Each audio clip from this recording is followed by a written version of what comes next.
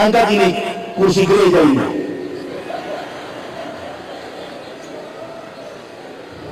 Ganti kursi Islam.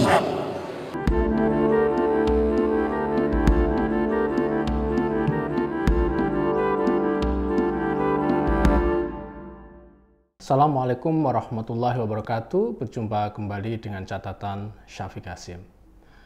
Yahya Waloni tidak berhenti untuk terus membuat kontroversi dalam kegiatan dakwahnya. Kontroversi terbaru yang diperkenalkan adalah benda ternyata memiliki agama. Dia sebut kursi gereja atau kursi Kristen versus kursi Islam. Kursi yang sudah disediakan oleh penyelenggara sebagai tempat duduknya dalam sebuah acara dakwahnya ternyata ia anggap sebagai kursi gereja atau kursi Kristen.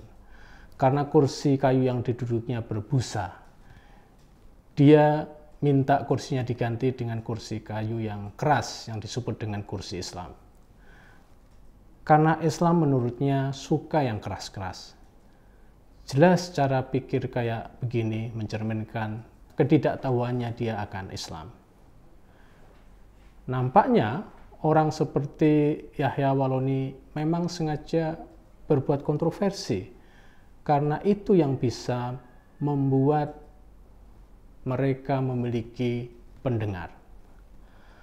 Anehnya, fenomena asal bicara seperti ini kenapa kerap terjadi pada pendakwah yang berlatar belakang mu'alaf.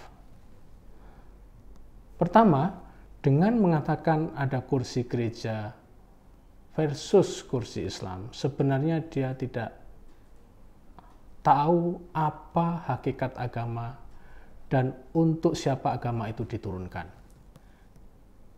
Siapa saja di alam semesta ini yang bisa beragama atau siapa saja yang menjadi sasaran agama. Siapa saja yang keagamaannya diterima dan siapa saja yang keagamaannya tidak diterima. Manusialah di bumi ini yang terkena seruan, beban, atau taklif untuk beragama. Itu pun di dalam konsep Islam, Allah memberi pilihan bebas kepada manusia apakah manusia itu memilih beriman atau memilih ingkar. Sudah barang tentu dengan konsekuensinya masing-masing. Hewan dan benda-benda meskipun ciptaan Allah itu tidak ada tuntutan bagi mereka untuk beragama, untuk memiliki agama tertentu. Jadi kalau benda-benda mati seperti kursi disemati atau diberi identitas agama atau hal-hal yang berkaitan dengan agama, maka itu jelas cara berpikir yang mengada-ngada. Saya memandang bahwa Yahya Waloni sengaja melakukan itu untuk mendapatkan tanggapan dan respon dari para pendengar dan pendukungnya. Sudah barang tentu respon yang emosional yang diharapkan.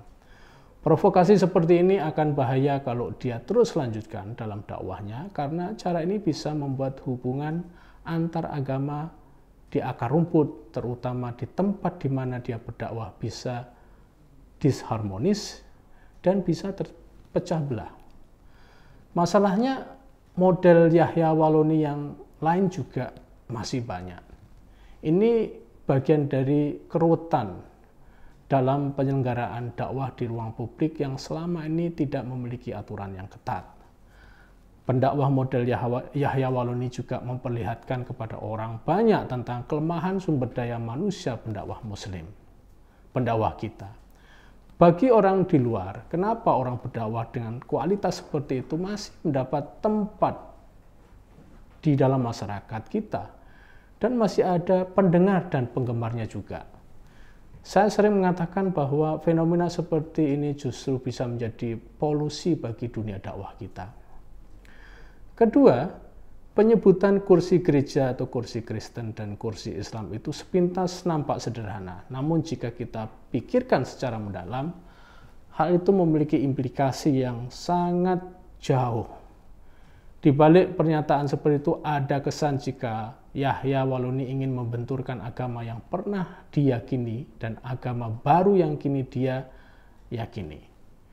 Bahkan rasa permusuhan dia pada agama lamanya itu terlihat melalui ekspresi dia dalam soal agama atau soal kursi tadi. Secara umum, apa yang diungkapkan oleh Yahya Wahloni memang menunjukkan bahwa sasaran tembak para pendakwah di Indonesia adalah kelompok Kristiani. Kristen dianggap oleh pendakwah model Yahya Wahloni sebagai rival utama Islam. Kristen dianggap sebagai agama yang menduduki peringkat utama mengancam Islam di Indonesia. Karenanya, Kristen selalu menjadi agama yang disebut di depan di dalam konteks persaingan agama-agama di Indonesia. Yahya Wahloni harus tahu bahwa sejarah Islam Kristen di Indonesia bisa dikatakan cukup baik. Pada masa awal-awal kedatangan agama-agama, bisa dikatakan hubungan antara Islam dan Kristen berkompetisi secara damai. Masing-masing agama melakukan ekspansi untuk mendapatkan umatnya. Bahkan jika kita tilik secara awal, tidak pernah ada kejadian benturan fisik atau perang antara umat Kristiani dan umat Islam di Indonesia. Sejarah Islam Kristen di Indonesia sangat berbeda dengan sejarah Islam Kristen di dataran Eropa atau di wilayah lainnya seperti di Afrika. Karenanya dalam konteks ini pengungkapan pengalaman pribadi Yahya Wahloni pada agama yang dia peluk sebelumnya untuk dia publikan itu jelas-jelas tindakan yang tidak fair. Seolah-olah semua orang ingin diajaknya kepada urusan pribadi dia, merasakan pengalamannya, padahal publik belum tahu atau sama sekali tidak memiliki pengalaman dan imajinasi seperti yang Yahya Wahloni miliki. Dakwah adalah pekerjaan publik, karena itu dilakukan untuk mempersuasi publik agar publik mengikuti apa yang dikatakan oleh si pendakwahnya. Karena itu hal-hal personal atau pribadi yang dibawa ke ruang publik layaknya adalah hal-hal yang baik dan memiliki pesan rahmatan lil alamin. Jika dia membawa hal-hal pribadinya ke publik, apalagi mengajak dan menyuruh ruang publik agar membenci agama yang dia peluk sebelumnya, maka itu sama dengan melakukan agitasi dan penciptaan permusuhan di ruang publik pada pihak yang tidak terkait urusan dengannya. Ketiga, sekali lagi saya berpendapat jika dakwah seperti yang dilakukan oleh Yahya Wahloni terus berkembang di masyarakat, maka saya tidak akan heran jika lambat laun hubungan antara Islam dan Kristen atau Islam dan agama-agama lain akan mengalami degradasi. Apa yang kita bayangkan tentang hidup damai saling berdampingan bisa terkikis dengan model penceramah seperti Yahya Wahloni. Di negara multi agama seperti Indonesia, sudah barang tentu dakwah model Yahya Wahloni lebih menjadi ancaman serius daripada menjadi harapan hidup bagi negeri ini. Kalau tidak ada upaya bersama untuk memperbaiki mutu dakwah, maka yang akan merugi kita semua. Disinilah saya setuju jika masing-masing agama di Indonesia melakukan peningkatan mutu pengetahuan bagi para pendakwah mereka masing-masing. Negara dalam hal ini bisa memberikan supportnya, penyediaan sarana, prasarana, dan orang-orang yang ahli di masing-masing agama untuk melakukan peningkatan mutu dakwah tersebut. Sebagai catatan, maraknya dakwah keagamaan di tengah-tengah masyarakat kita pada satu sisi menunjukkan gairah keagamaan yang tinggi, namun sudah barang tentu dakwah yang berkualitas, bukan dakwah yang asal-asalan. Dakwah asal-asalan ini harus dihadapi dengan gerakan dakwah yang benar, yang memberi respon pada dakwah asal-asalan, agar dakwah asal-asalan tersebut tidak dianggap sebagai dakwah yang benar di lingkungan masyarakat.